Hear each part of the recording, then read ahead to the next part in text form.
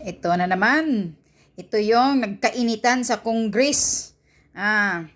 Dahil itong mga tuwad na congressman na mga aso ni Tambi, hindi na sumusunod sa tradisyon nila. Ikaw, Kimbo, di ba party list ka? Ilang taon ka lang na nakaupo dyan kumpara kay Congressman Marcolita.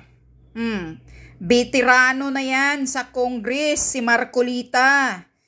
So kaya sinasabi ni Marcolita na sundin ninyo ang tradisyon.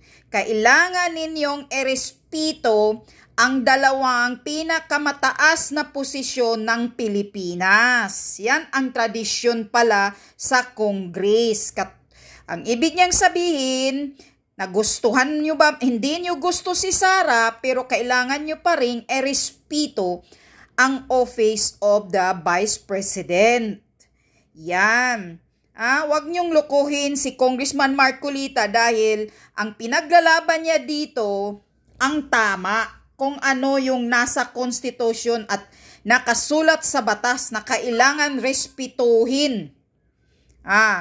Ang dalawang pinakamataas na namumuno sa bansa tulad ng presidente at vice president.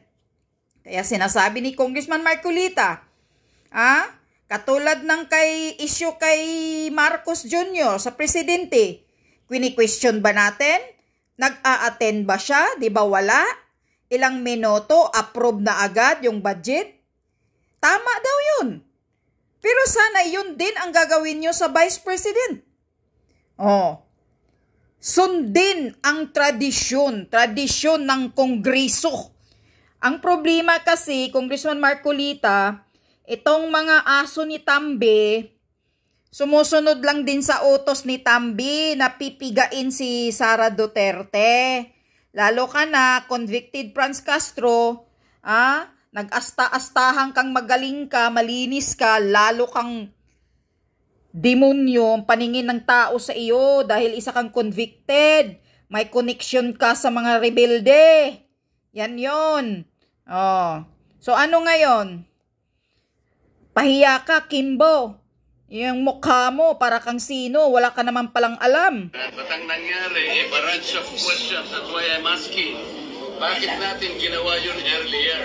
Are we not already respecting a tradition well kept by this house? Disrespect tradition. Hindi nga, pinagtatanong niya siya. Mukha mo.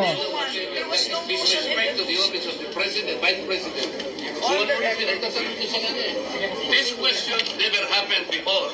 That is the one I'm explaining to you. It did not happen before. Now, ang tanong ko po, ba't nangyari po nung nangyayari na naman ngayon? We are talking of the office, not the person.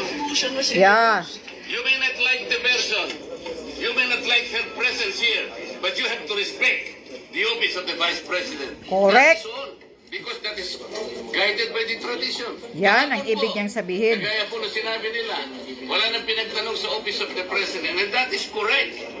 That is in line with that tradition. Yeah. No. Ngayon po, kung ang tinatanong ko ngayon, are we discarding the tradition? And is this committee authorized to discard a well-kept tradition? So kaya nga, then why are we intending to ask questions na naman at pinatawag nyo na naman kung sino-sino dito? That is why, kung hindi po kayo makakasagot, madam, ang tinanong ko na sa inyo, I am now moving. Hindi sumusunod sa tradisyon. Presidente pala, walang tanong-tanong. This did not happen anytime. Pang-labing 7 taong ko na po ito. 17 years na ni Marcolita, ngayon lang daw nangyari. When the Vice President was Noliti Castro, when the Vice President was being Tsaka ito, mga veterano na. Pahiya ka, Kimbo. Kasi, question na kagad Wala man lang... You can read the records. You did not introduce it. Nag-motion siya ngayon. Pahiya, si Kimbo, baguhan lang. Ay, nako. Tirahin mo pa, Kong.